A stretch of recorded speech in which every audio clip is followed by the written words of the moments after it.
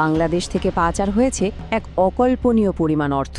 ভাবা যায়, আজকের এই আলোচনায় আমরা দেখব এই টাকার অঙ্কটা আসলে কত বড়, ঠিক কি কি উপায়ে এই টাকা দেশের বাইরে চলে গেল, আর সবচেয়ে বড় যে প্রশ্নটা সবার মনে ঘুরছে, এই টাকা কি কোনোদিন ফেরত আসবে।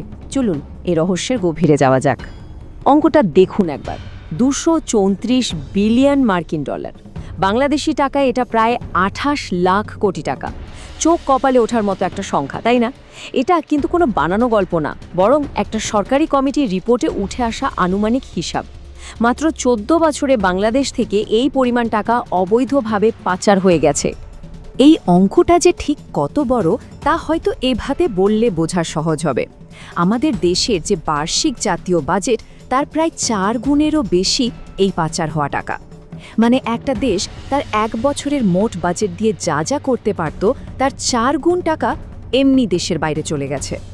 তো স্বাভাবিকভাবেই সবার মনে এখন একটাই প্রশ্ন ঘুরপাক খাচ্ছে, এত বিশাল পরিমাণ টাকা গেলটা কোথায়, কারা এর পেছনে? আর সবচেয়ে জরুরি প্রশ্নটা হলো, এই টাকা কি আর ফেরত আনা যাবে? চলুন এক এক করে এই প্রশ্নগুলোরই উত্তর খোঁজার চেষ্টা করা যাক। আচ্ছা, প্রথমেই যে প্রশ্নটা আসে তা হলো, এই যে বিশাল অঙ্কের একটা কথা বলা হচ্ছে, এই 234 বিলিয়ন ডলারের তথ্যটা আসলো কোত্থেকে? এর ভিত্তিটাই বা কি? না, এটা কোনো গুজব বা স্লুক না। এই চাঞ্চল্যকর তথ্যটা বেরিয়ে এসেছে একেবারে সরকারি একটি কমিটির রিপোর্ট থেকে। 2024 সালে অন্তর্বর্তীকালীন সরকার একটি শ্বেতপত্র প্রণয়ন কমিটি গঠন করেছিল, আর তাদের দীর্ঘ অনুসন্ধানের পরেই এই চিত্রটা আমাদের সামনে আসে। কমিটির রিপোর্ট বলছে এই ঘটনাটা ঘটেছে 2009 থেকে 2023 সাল পর্যন্ত। মানে টানা 14 বছর ধরে এই বিপুল পরিমাণ অর্থ বাংলাদেশ থেকে পাচার হয়েছে। তার মানে বুঝতেই পারছেন, এটা কোনো হুট করে ঘটে যাওয়া ঘটনা না, বরং একটা দীর্ঘ সময় ধরে চলা বেশ পরিকল্পিত একটা ব্যাপার।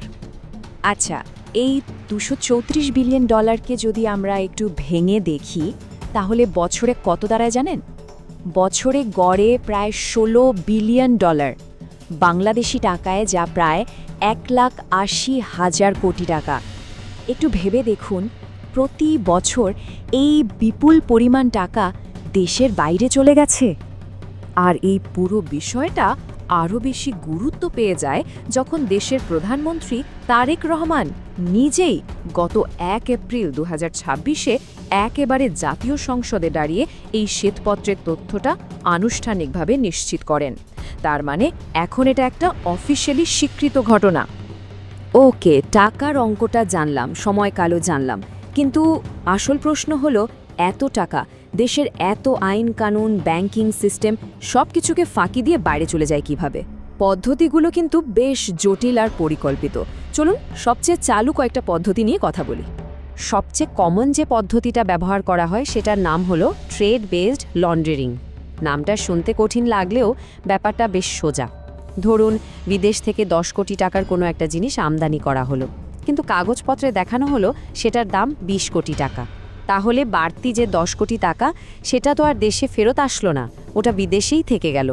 একেবারে বৈধ ব্যবসার আড়ালেই টাকা পাচারের এটা একটা বিশাল মাধ্যম। আরেকটা দারুণ চালাকিপূর্ণ পদ্ধতি হলো শেল কোম্পানি। মানে কি? মানে হলো এমন একটা কোম্পানি যেটা খালি কাগজেই আছে, বাস্তবে এর কোনো অফিস, কর্মচারী বা কোনো ব্যবসায়ী নেই। এই কোম্পানির নামে বিদেশে ব্যাংক অ্যাকাউন্ট খুলে সেখানে টাকা পাঠানো হয়। এর একটাই কাজ, অবৈধ টাকা লুকিয়ে রাখা।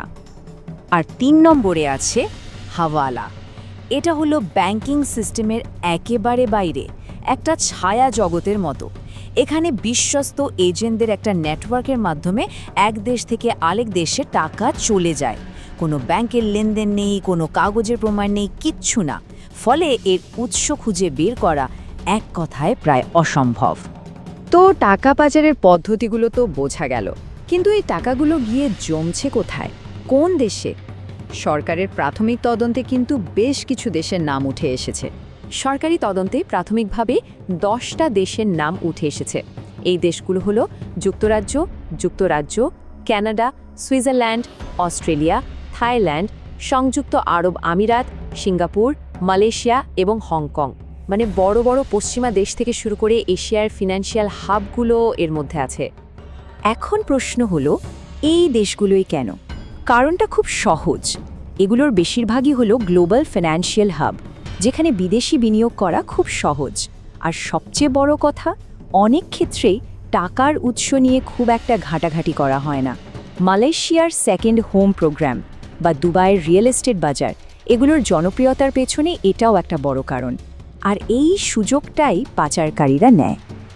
এত কিছু জানার পর এখন আমরা আসি $1 মিলিয়ন কোয়েশ্চেনে। আচ্ছা, মিলিয়ন না, $234 বিলিয়ন কোয়েশ্চেনে। এই টাকা কি ফেরত আসবে? সরকারই বা কি করছে? সরকার কিন্তু বসেনি, বেশ কিছু পদক্ষেপ নেওয়া হয়েছে। যেমন ধরুন, বাংলাদেশ ব্যাংকের গভর্নরের নেতৃত্বে একটা টাস্ক ফোর্স বানানো হয়েছে।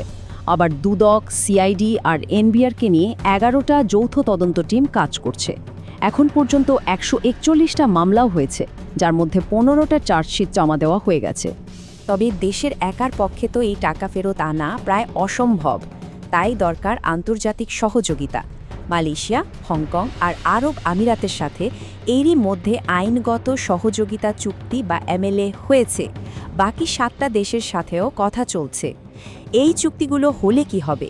তথ্য পাওয়া আর সম্পদ জব্দ করা অনেক সহজ হয়ে যাবে। কিন্তু এখানে একটা বড় কিন্তু আছে। বাস্তবতা কিন্তু বেশ কঠিন। আন্তর্জাতিক ইতিহাস যদি আমরা দেখি, তাহলে দেখব কাজটা প্রায় অসম্ভব রকমের কঠিন। নাইজেরিয়া বা ফিলিপাইনের মতো দেশগুলো বছরের পর বছর চেষ্টা করেও তাদের সাবেক শাসকদের লুট করা টাকার খুব সামান্যই ফেরত আনতে পেরেছে। তো সব চেষ্টা তদবিরের পরেও আমাদের একটু বাস্তবতার দিকে তাকাতে হবে। যে পরিমাণ টাকা পাচার হয়েছে আর এখন পর্যন্ত যা জব্দ করা গেছে, তার মধ্যে পার্থক্যটা বিশাল। এই চার্টটা দেখলে ব্যাপারটা পরিষ্কার হয়ে যাবে। একদিকে দেখুন, পাচার হওয়া টাকার পাহাড়, প্রায় 28 লাখ কোটি টাকা। আর অন্যদিকে এখন পর্যন্ত দেশে বিদেশে যা জব্দ বা ফ্রিজ করা হয়েছে, তার পরিমাণ প্রায় 70,446 কোটি টাকা। দেখুন, পার্থক্যটা আকাশ আর পাতালের মতো। বোঝাই যাচ্ছে পথটা এখনো অনেক অনেক লম্বা। তাহলে পুরো আলোচনা থেকে আমরা কি বুঝলাম? কয়েকটা পয়েন্ট মাথায় রাখা দরকার। প্রথমত, এই $234 বিলিয়ন একটা প্রাথমিক হিসাব। চূড়ান্ত তদন্তে এটা বাড়তে বা কমতে পারে। দ্বিতীয়ত, সারা বিশ্বের অভিজ্ঞতা বলে পুরো টাকা ফেরত আনা প্রায় অসম্ভব। তবে হ্যাঁ, যদি কূটনৈতিক আর আইনি চেষ্টা লাগাতার চলতে থাকে, তাহলে হয়তো কিছু অংশ উদ্ধার করা সম্ভব। সরকার এটাকে সর্বোচ্চ গুরুত্ব দিচ্ছে ঠিকই, কিন্তু এর ফল পেতে যে অনেক সময় লাগবে তা নিয়ে কোনো সন্দেহ নেই। সবকিছু শোনার পর, এত তথ্য প্রমাণ, পাচারের পদ্ধতি আর টাকা ফেরত আনার চ্যালেঞ্জগুলো দেখার পর, সেই মূল প্রশ্নটা কিন্তু থেকেই যাচ্ছে। বাংলাদেশের এই বিপুল পরিমাণ টাকা কি আদৌ কোনোদিন ফিরে আসবে দেশের মানুষের কাছে? এই উত্তরটা হয়তো ভবিষ্যতের জন্যই তোলা লইও।